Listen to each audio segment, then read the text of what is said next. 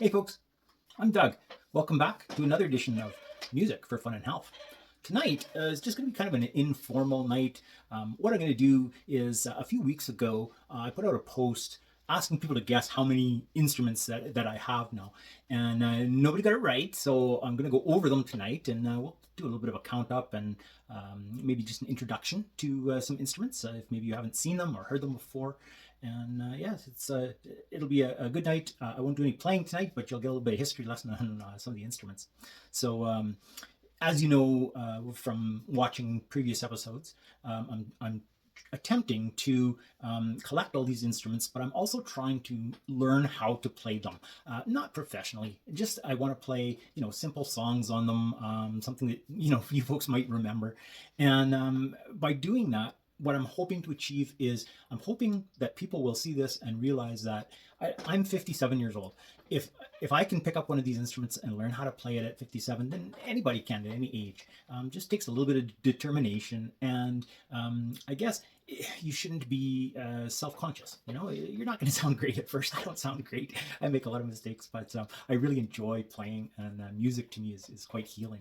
So yeah, as long as you've tuned into this little episodes before, what I also need you to do is, because I'm trying to get this out to as many people as possible, and everybody kind of knows what the YouTube algorithms are and things like that. So I need you to do a few things here just before we start our little tour. First of all, I'd really like it if you are here right now. It would help a lot if you subscribe to my channel. The numbers go up, and YouTube sees that more people want to see it, so they'll push it a little harder. And once you've subscribed, there's also a little bell icon you can hit. If you hit that, it'll let you know, it'll give you a notification whenever I put out a new episode. I'd like you to go back, if you haven't watched them all, watch some of the earlier editions of this, and just give them a like or a thumbs up. That also helps with the YouTube algorithm, and it'll help this channel get to a lot more people. And another thing, if you want to share it, that really helps too. It gets it out to a lot of people. And go ahead and comment. Tell me how I'm doing, or suggest an instrument that I don't have yet, and I'll see what I can find. So yeah, so now that you've done all of those, we'll go ahead and take a look at the instruments that I have, and yeah, I'll try to name them all, see if I can remember them all, and we'll do a count up, and yeah, it'll be like a preview of coming events. So yeah, here we go. I'm gonna flip things around here and give you a little tour. Right, so we're going to start off with the obvious. There's a keyboard there. I took piano lessons as a kid, but then I hadn't played them for a lot of years. I got back into playing keyboard a little bit, and I still enjoy it. This one happens to be Tracy's, but I've been playing it a fair bit lately. Again, not great at it, but I really love just how it makes me feel to make music. Of course, everyone will recognize clarinet. Clarinet I picked up a little while ago here in town. I haven't done a lot with it yet. I can make some notes, but I haven't strung them together to make a song or anything yet. Hoping to do that fairly soon. It's an instrument that I haven't attempted woodwinds. Never. So yeah, it's a great challenge for me. We'll go up here to my little harmonica collection here. Now I have 3 harmonicas that are more antique. They are out for servicing right now, but we'll take a look at the ones that I do have. For those that aren't familiar, there's a number of different types of harmonicas. These first ones, as you can hopefully see, there's one row of holes. Okay, so that would make these ones what you call a diatonic harmonica. The next one that I have here, these first 3 are diatonics. This one is what's called a tremolo harmonica. And you can see that the holes are stacked, 2 holes. So what that does is it gives you more of a harmonic sound. It gives you, when you're blowing into one pair of holes, you're actually getting a couple of sounds that are complementary. It's used a lot in folk music, Western music, things like that. It's actually the first harmonica that I learned to play, so it's one of the most comfortable for me. Now you can see that they come in different sizes. I think the ones I have here are all the key of C. Now the key of C is probably the first harmonica that you would learn. C is just a very standard key. But these ones have a few more holes. and this one, a few more holes yet. So I can get up to 5 or 6 octaves on something like this. This one I just picked up a little while ago too. This is what we call a chromatic harmonica. And the difference with the chromatic harmonica is you see the little trigger on the end.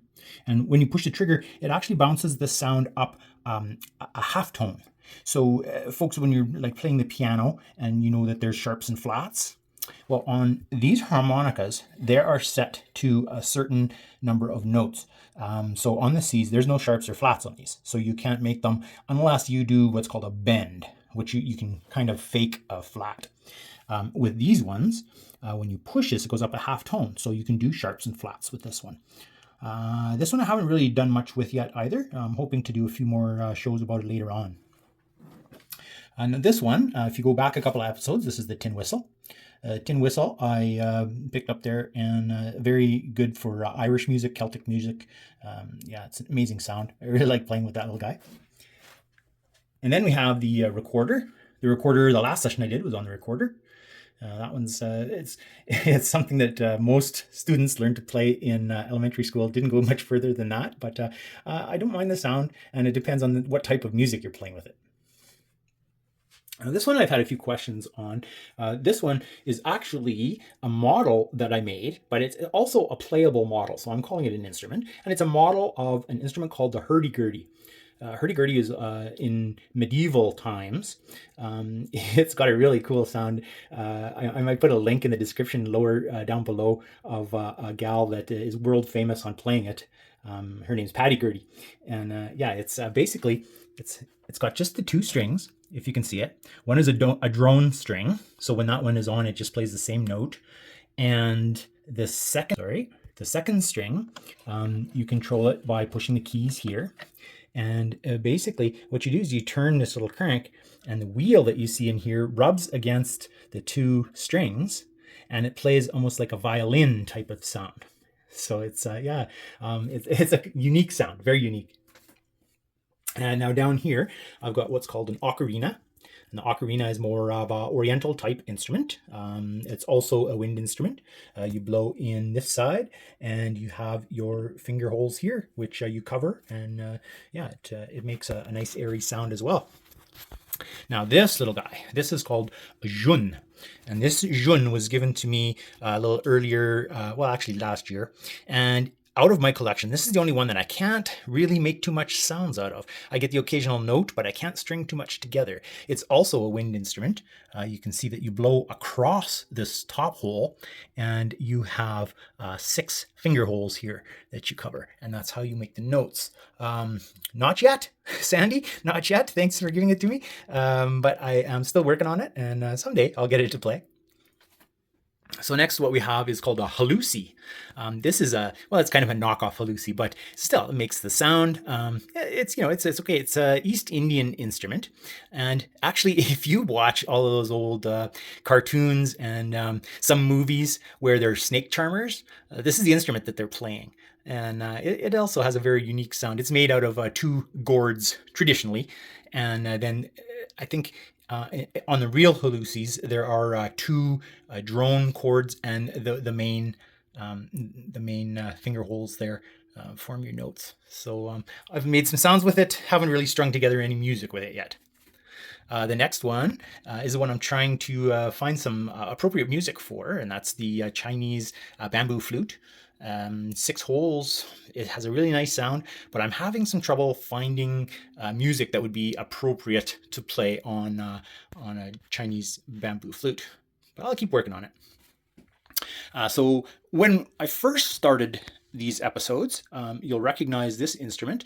This is the steel tongue drum, and another percussion instrument. And this is one of the first ones I started playing here last year. Tracy got it for me for Christmas, and it kind of started this whole collection of musical instruments. So it's got a really nice sound. They're using it more and more now for music therapy, healing therapy, things like the sound therapy. So next one, see if I get this right. This is called a wiro. Wiro. So a wiro is also kind of made out of a gourd here. It's more Caribbean in nature. You see this one is marked Cuba. And this one you play with the percussion stick here, and basically it's just notches cut out of a gourd. and you rub the stick over the notches, and it makes a cool percussion sound there. So it's not something that you play by itself, but adds quite a bit to other music. So these are just the boxes for my harmonicas. We'll jump up here. This one is just kind of a sand shaker. This one I brought home from Cayman Islands when we went to visit on a cruise. Makes kind of a cool sound. I brought it home for Mom, and after she passed away, I brought it back here. So it's kind of a cool instrument. Another one that wouldn't really play much by itself, but yeah, it sounds good in with other instruments. These ones I just got a little while ago. It's called the claves, I believe. And the claves is basically, it's just one stick that has a notch in it and another stick that you strike that stick with. So another percussion instrument, just, makes some cool sounds in with the music. Now the conch shell, this one is not functional yet. The conch shell you see in a lot of Hawaiian movies, used more for communication between the tribes. So what would happen is a little point in there is cut off, and I'm going to do that one of these days. I cut it and then polish a little bit, and you would blow into that, and then the sound would come out here. Another cool instrument. We'll move over this one. This one is another gourd instrument, and this one is also labeled from Cuba. And it's like the other one. This is a shakir. Shaker. Shakir. It's also a hollowed out gourd, has a string of beads on it, and you can call this a percussion instrument too. You make the sound by rattling the beads or striking the instrument as well. Now the ukulele, I played this a few episodes ago. It's got a Hawaiian background, 4 strings. It was fun. I enjoyed playing it. Again, we learned this, I think, in grade 5. But yeah, it's a pretty cool instrument. Still tinkering around with it and seeing if I can play a few different tunes with it. But yeah, it's a very good starter instrument. And then finally, we'll go up to this one on top. Let's see if I can get it all in. Maybe I'll flip it even. There we go. So this one, some people might recognize it. It is a form of didgeridoo. So it's an Australian instrument. And it's a wind instrument as well. And it just makes a really cool, it's very unique sound to Australia. A lot of you will recognize the sound. I'm going to try and play it a little bit later. And yeah, it's just really cool noise. So yeah, that's my little collection so far. And again, if anybody has an instrument that is fairly unique and you want me to give it a shot, by all means, let me see it, and I'll look it up and see how it's played, and I'll give it a shot. I'm up for challenges. So yeah, so I'll flip us around again here.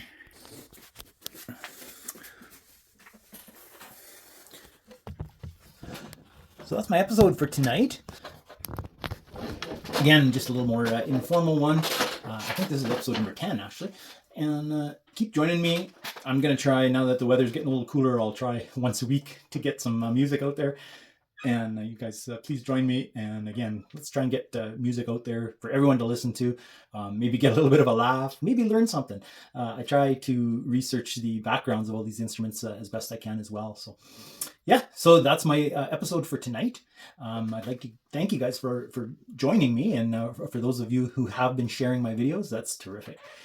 Get music out to a lot of people. So, well, again, I've reached the end of tonight, so I will bid you adieu, and we'll see you in the next edition of Music for Fun and Health. Till then, stay smiling. Bye now.